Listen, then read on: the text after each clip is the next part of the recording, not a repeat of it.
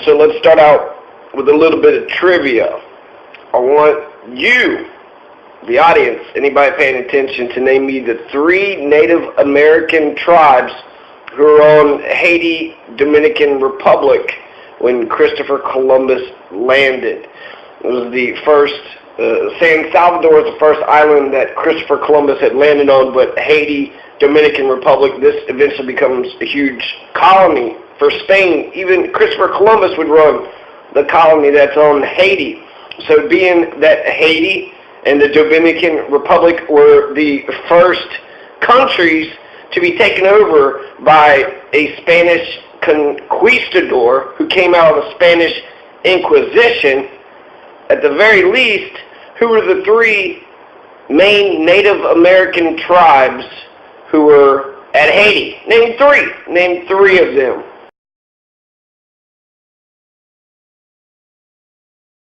So the 3 names that you need to remember are the Taino, the Arawaks, and the Lucanian. The Lucanian Indians, Arawak Indians, and the Taino. Remember those 3. At the very least, remember those 3. There's other names, such as the Island Caribs, Island Arawaks, Locono, and Ciboney. Ciboney. These are other tribes, tribal names that could have also been on Haiti, Dominican Republic, but just remember those 3, the Taino, Arawaks, and the Lucanian. The Taino, that literally means the good people, and then the Arawaks is actually a bigger umbrella group. Taino are Arawaks, and the Lucanian people are Taino. But the Lucanian are very specific Taino. The Taino are very specific Arawak, and the Arawak is a big tribe that covered lots of people. But remember those 3. At the very least, we're doing a disservice to ourselves. And why do you not know about American history? That's chapter 1 of American history, and you don't even know. Maybe the reason why you don't know Lucanian, Taino, Arawak, just throwing this out there. And if you don't even know one of those, Lucanian, Taino, Arawak, if you don't know any of those, then you should probably just fucking kill yourself, because you're an evil white supremacist piece of shit. You don't give a shit. That's why you don't fucking know it. Alright, so here's a major American Thanksgiving player. I'm going to do these American Thanksgiving stories. So you need to know who John Winthrop is. John Winthrop is, in American history, someone to be celebrated. He said that the Pilgrims were creating a city upon a hill, and the whole world was going to be looking at us because we're making this city upon a hill, so we got to do it right. You know, we can't mess up. Everybody else is going to emulate who we are. So here's a picture of John Winthrop. Just pay attention to his dress code. He's got the curly hair, that long curly hippie hair, perfectly parted right in the middle, right? Just like alfalfa, perfect alfalfa. Mr. parts his long curly hippie hair in the middle. Man, a pilgrim, Puritan, and he wears that frilly ruff. They call that thing around the neck a ruff, and I didn't even know the name of it until I started doing this, but a ruff, you know, it's around the neck, and it sort of reminds me of the powdered wigs that some of the founding fathers, John Adams, Thomas Jefferson, George Washington, they wore those powdered wigs. I don't know any person in America today who considers powdered wigs a true manly thing. You know, oh my God, I can't go outside today because I got to put on my powdered wigs. I think of ruffs as the exact same thing. Oh my God, I haven't got my little frilly neck collar and my powdered wig. Who the fuck are these people? Where the hell did these traditions come from? And it actually, when I, think of these sort of effeminate traditions, I'm glad my mother is German and, didn't participate in any of this. My ancestors didn't get here till 1869, so I don't know what your ancestors were doing here with the aristocracy, So, I'm not like you uppity, stuck-up, effeminate Protestant aristocracy, aristocrats. Oh, I'm better than you. Man, look at me, I got a powdered wig on. I'm so much better. the Protestant whites, aristocracy. Yes, this is an impersonation. And, I got a powdered wig, and look at my ruff. My ruff is so big. Covers up my neck, because my neck is ugly. It's not cute. I don't know who started that trend. Well, actually I do. It was Queen Elizabeth in the 1500s. Queen Elizabeth wanted to make ruffs cool. Ruffs were often colored during starching. Vegetable dyes were used to give the ruff a yellow, pink, or mauve tint. A pale blue color could also be obtained via the use of smalt. But Queen Elizabeth I took against this pale blue color, and she issued a royal prerogative. This is the English. This is, Elizabeth, the Victorians, the Elizabethans. Okay, so her royal prerogative was Her Majesty's pleasure is that no blue starch shall be used or worn by any of Her Majesty's subjects, since blue was the color of the flag of Scotland. That's the reason she was so anti-Scottish. She banned all blue ruffs. You could have a ruff. It could be green. It could be pink. It could be yellow, but not blue. Don't you dare wear a blue ruff. Eventually, Philip IV, the king in Spain, banned the ruff. And then after he banned it, then Gaspar de Guzman, the Count Duke of Olivares, orchestrated the ban. Here's how we're going to ban this. First, when you get up in the morning, you put on a hat, some pants, and a shirt, but you don't put some shit around your neck. That's how you don't wear a ruff. While ruffs remain part of the formal attire of bishops and ministers in the Church of Denmark today, ruffs are actually abolished by the Church of Norway in 1980. So there's still pockets of people wearing the ruff, including a conservative minister such as Bore Knudsen, Knudsen. Bore Knudsen, going strong with the tradition, still trying to bring the ruff back.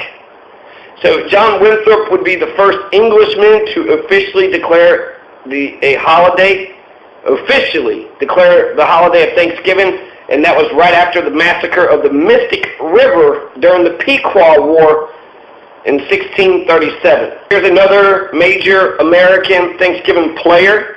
His name is Sassacus, and his name in Massachusetts language, which is the Native American tribe, not the state, but in Massachusetts, his name is Sassacus. Sassacus, which means fierce in the Massachusetts language. We call him Sassacus for whatever reason. He was born in 1560, died June 1637. He was born near present-day Groton, Connecticut. That's an important city to know because that's where the massacre of the Mystic River is going to take place, in present-day Groton, Connecticut. Now, Sassacus was a Pequot sachem, which is the chief. He was the king of the Pequot.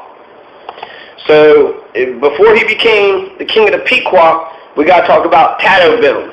So, Tato'ville was the Pequot sachem. He was the Long Island Pequot sachem, and he was the sachem before Sassacus. So, by 1622, the fur trade on the lower Connecticut River had grown enough that the Dutch established a permanent trading post near Hartford. The Dutch's intention was to trade with all the tribes in the region, but the Pequot had other ambitions and were determined to dominate the Connecticut trade. They first attacked Narragansett, not so much to seize a disputed hunting territory in southwest Rhode Island, but to keep these powerful rivals away from the new Dutch post. The next step was for the Pequot to use a combination of intimidation and war to tighten their grip on the region's trade by subjugating the neighboring Nipmuc and Matabesic, other Indian tribes called the Nipmuc and the Matabesic. And I'm going to publish all these written words so you can find out just exactly what I'm saying. However, some Matabesic chose to ignore them and tried to trade with the Dutch, forcing the Pequot to attack several groups of Matabesic who had gathered near the Dutch trading post for trade. Now, the Dutch are people from the Netherlands. We still have Dutch today. Here's a picture of Queen Maxima. That's their queen. So, the Dutch are no angels. Then, 1622, a resident of the Dutch traders for the Dutch West India Company, a man by the name of Jacob Ellikens. He's also known as Jacques Ellikens, Jacob Jacques Ellikens. He gets annoyed with the Pequot, their efforts to monopolize the fur trade.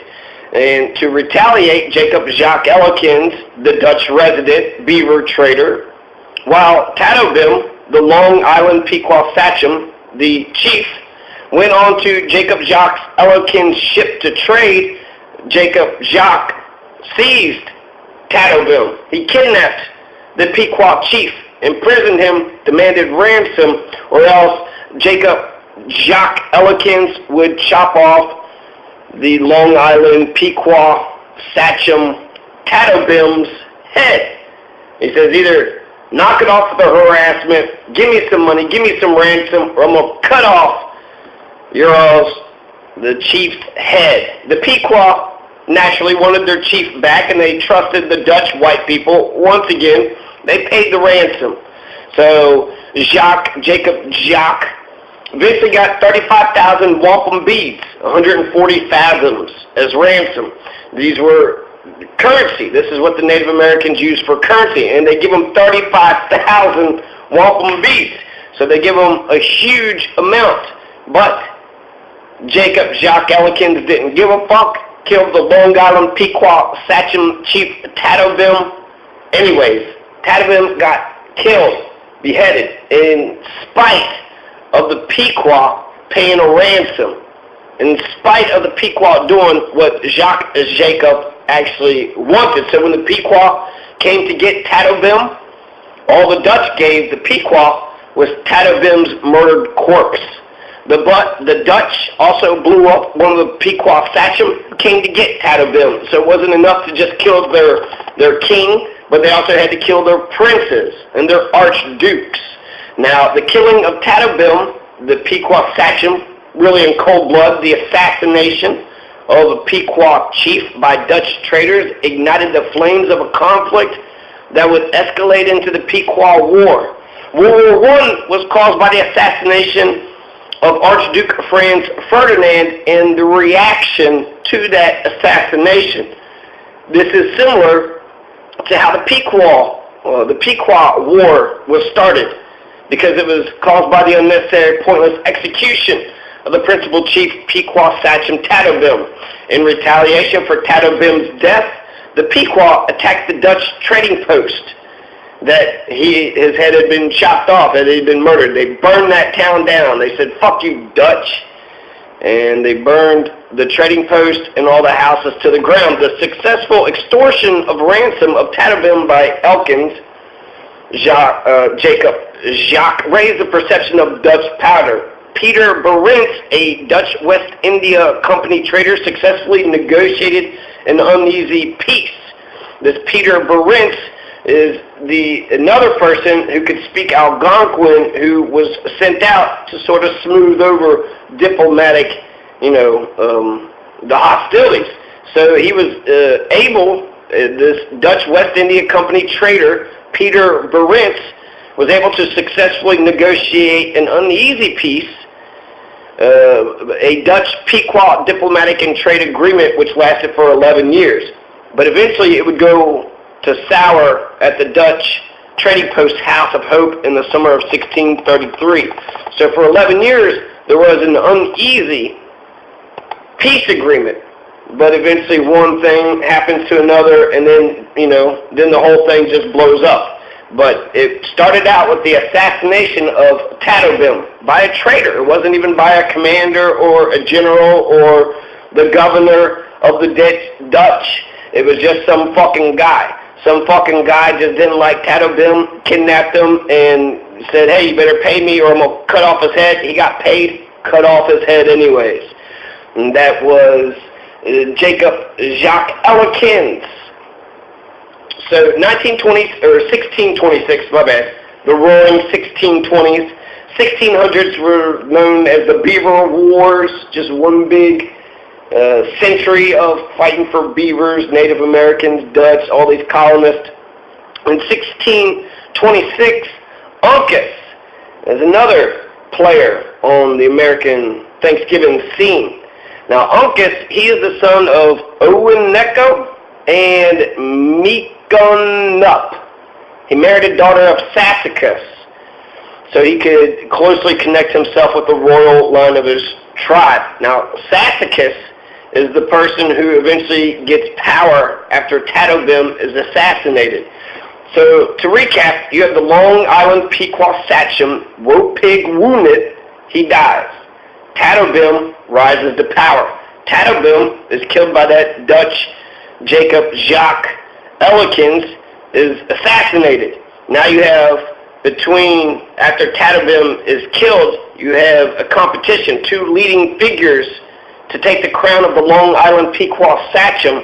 You have Sassacus and Uncas. In 1634, the Dutch take Pequot Tadobim hostage. When they receive the ransom, they still murder him. 1634.